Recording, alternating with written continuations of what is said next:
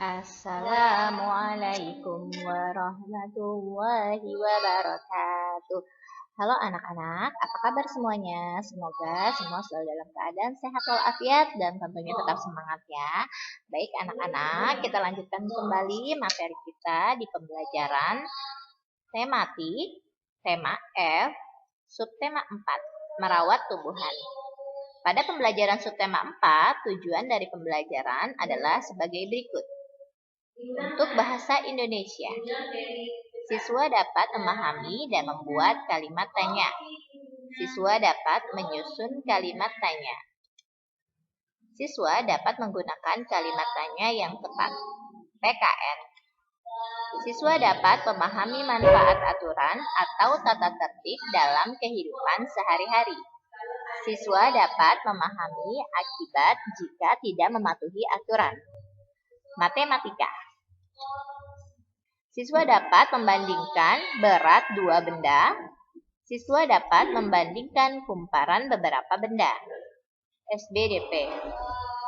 Siswa dapat membuat hasil karya dengan bahan buatan diantaranya dari kain dan kancing bekas. Baik anak-anak, sebelum kita mulai ke materi selanjutnya, silahkan dipersiapkan dulu buku paket dan alat tulisnya ya. Oke, baik anak-anak, kita masuk ke materi yang pertama, yaitu bahasa Indonesia tentang kalimat tanya. Oke, kalimat tanya adalah kalimat yang ditandai oleh kata tanya dan selalu diakhiri oleh tanda tanya. Nah, tanda tanya bentuknya seperti ini ya, Nak. Oke, sekarang kalian bisa membuka buku paket kalian di halaman 86. Silahkan kalian tandai macam-macam kalimat tanya. 1. Apa? Apa digunakan untuk menanyakan hal. Mengapa?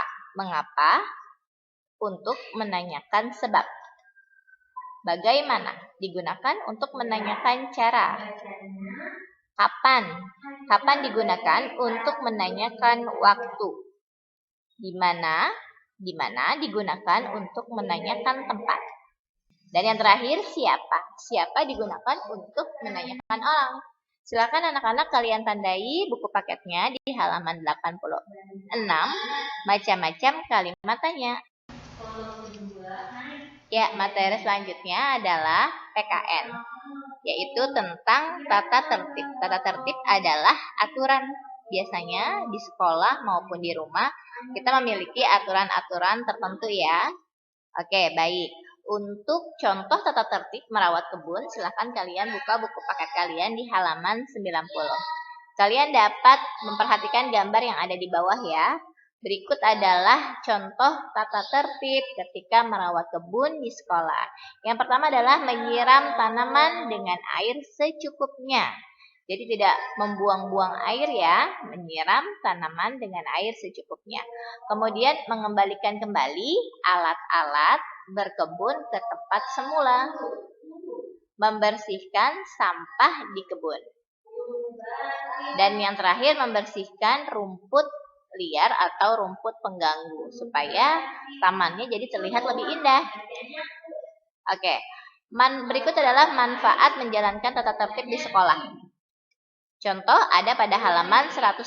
Nah, di halaman 103 ada sebuah gambar manfaat dari kita menjalankan sebuah tata tertib. Yang pertama, jika menjaga kebersihan, tentunya sekolah menjadi bersih, nyaman, dan lingkungan pun menjadi sehat. Yang kedua, jika tidak terlambat datang ke sekolah, maka kita juga tidak akan tertinggal pelajaran. Nah, yang berikutnya, jika merawat tumbuhan, maka tanaman yang ada di sekitar sekolah menjadi tumbuh dan subur. Nah, ini akan memperindah pemandangan di sekitar sekolah. Sedangkan akibat jika kita tidak menjalankan tata tertib di sekolah, silahkan kalian buka buku paketnya di halaman 107. Kalian bisa menandai ya akibat jika kita tidak menjalankan tata tertib di sekolah. Tentunya kebalikannya ya, jika sekolah tidak dijaga kebersihannya, maka lingkungan sekolah bisa menjadi kotor, banyak lalat, tidak nyaman, dan mungkin akan menjadi sumber penyakit seperti banyak nyamuk dan lain sebagainya ya. Oke, kemudian jika kita terlambat datang ke sekolah, maka kita pun akan tertinggal pelajaran, tidak memahami materi yang sudah disampaikan oleh guru. Dan yang terakhir, jika kita tidak merawat taman yang ada di sekolah, maka tumbuhan yang ada di taman sekitar sekolah akan menjadi rusak, layu, dan mati. Artinya, aturan-aturan yang dibuat di sekolah ini tentunya untuk kebaikan kita semua ya. Oke, baik. Pelajaran berikutnya adalah matematika, membandingkan berat benda. Anak-anak, sebelum kita membandingkan sebuah berat benda, maka kita ingat kembali kesetaraan satuan berikut. Silakan ditandai, dibuka dulu bukunya halaman 86 sampai 87. Berikut adalah konversi atau kesetaraan satuan berat. Ingat lagi ya, 1 kilogram sama dengan 1000 gram. 1 kilogram sama dengan 10 Hg atau hektogram. Dan 1 hektogram atau 1 Hg sama dengan 100 gram. Baik anak-anak, kita kerjakan buku paketnya bersama-sama pada halaman. Pada halaman yang pertama ya. Pada halaman 87. Pada halaman 87, kalian diperintahkan untuk membandingkan dua buah benda. Nah, ini ada yang pertama, buah pisang dengan buah melon. Buah pisang sendiri beratnya adalah 500 gram. Sedangkan melonnya 20 Hg. Dari gram kita ubah dulu menjadi Hg. 500 gram artinya sama seperti 5 Hg. Jadi berat pisang hanya 5 Hg dan berat melon 20 Hg. Berarti pisang lebih ringan dari melon. Silakan anak-anak kalian tulis jawabannya ya, kita jawab bersama. Kemudian yang B juga sama seperti itu ya. Nah, berat semangka 3 Kg, kita ubah dulu ke dalam Hg. Nah, menjadi 30 Hg. Sedangkan berat cake atau kue hanya 8 Hg. Berarti semangka lebih berat dari cake. Dan yang terakhir, buah anggur dengan buah pepaya. Buah anggur beratnya 4 Hg. Kita ubah dulu menjadi satuan gram. Ketika diubah menjadi gram, maka menjadi 400 gram. Sedangkan pepaya beratnya 800 gram. Berarti buah anggur lebih ringan dari pepaya. Silahkan anak-anak tulis jawabannya di buku paket kalian masing-masing. Baik, materi yang terakhir adalah materi SBDP. Membuat karya seni dari bahan buatan. Oke, kalian bisa melihat contohnya ada di halaman 88, 95, dan 100. Pada halaman tersebut dijelaskan mengenai hasil karya yang terbuat dari bahan-bahan buatan.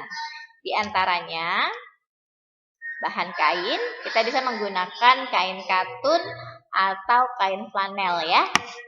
Kemudian ada kancing, beberapa kancing warna-warni, bisa juga menggunakan kancing bekas yang besar dan yang kecil. Kemudian ada menggunakan botol bekas, sedotan, dan kertas krep. Baik anak-anak, berikut adalah contoh-contoh dari kerajinan tangan yang terbuat dari bahan-bahan buatan. Ya, ini adalah contoh-contoh hasil karya dari bahan buatan. Untuk gambar yang pertama adalah dari botol bekas. Gambar berikutnya terbuat dari sedotan. Yang berikutnya yang di samping terbuat dari kertas krep. Dan yang tempat pensil ini terbuat dari kain flanel. Dan yang terakhir ini adalah hasil karya yang terbuat dari kancing. Lucu ya anak-anak, kalian bisa membuat kreasi dari bahan-bahan bekas atau dari bahan-bahan yang sudah tidak terpakai lagi. Baik anak-anak, sekian penjelasan dari Mem Ayu untuk mata pelajaran tematik tema F subtema 4. Untuk selanjutnya, kalian dapat mengerjakan latihan evaluasi pada PB1 di halaman 89, PB2 halaman 93, PB3 halaman 97 sampai 98, PB4 halaman 102, PB5 halaman 106, dan yang terakhir PB6 halaman 109 dan 110. Baik anak-anak, selamat mengerjakan dan tetap semangat ya. Jika ada kesulitan, kalian boleh menanyakan atau mengkonsultasikannya kepada orang tua dan saudara yang ada di rumah. Dan jangan lupa, karena materi kita sudah selesai, kita akan mengadakan monthly test tema F pada hari Rabu 24 Februari 2021. See you next time. Bye-bye. Wassalamualaikum warahmatullahi wabarakatuh.